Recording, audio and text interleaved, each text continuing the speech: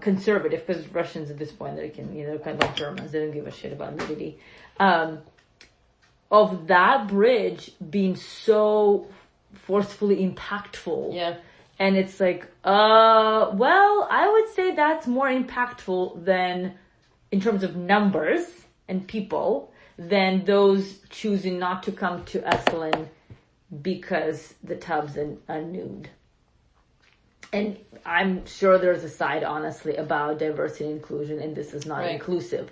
But it's just interesting to me how the nudity piece is it's not inclusive of certain aspects of cultures here in the United States or ancestors and historically, yet other cultures, completely different countries. Right.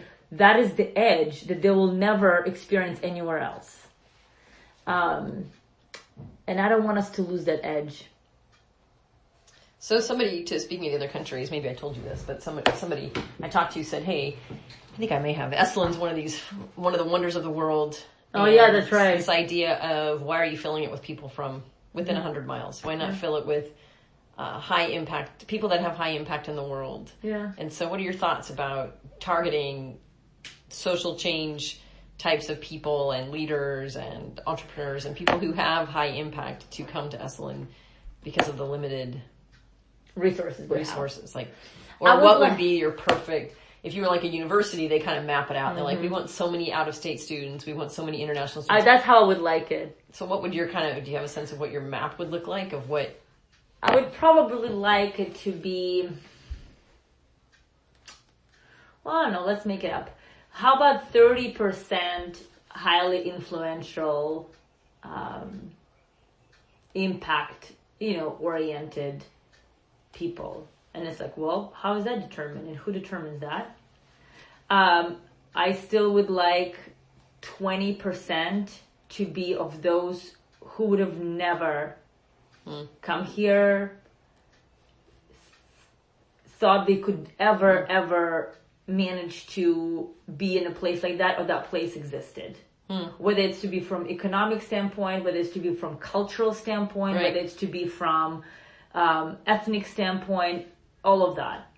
But it's kind of like, so that makes 50%.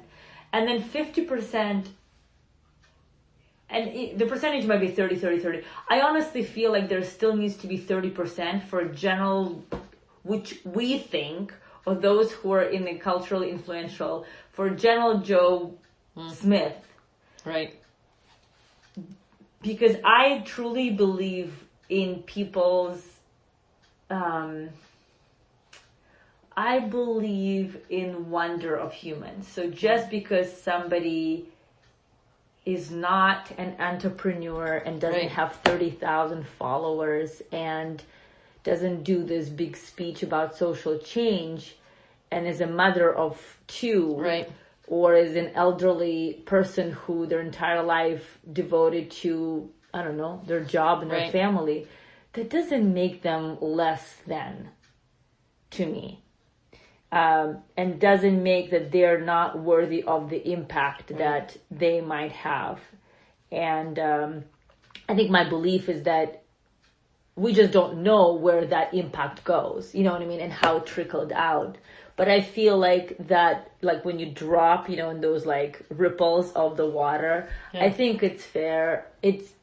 I would like it to see spread out, as opposed to becoming just quite a one niche of anything, actually, of anything.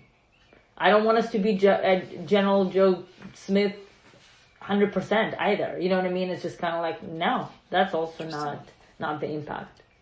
So it's just, that's kind of where I see the,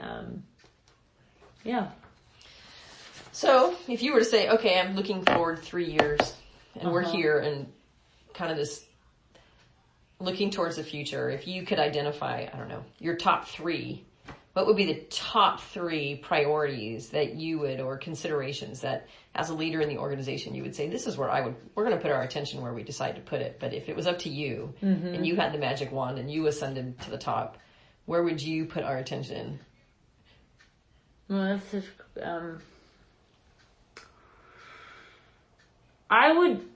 so one would be, as we're talking, I would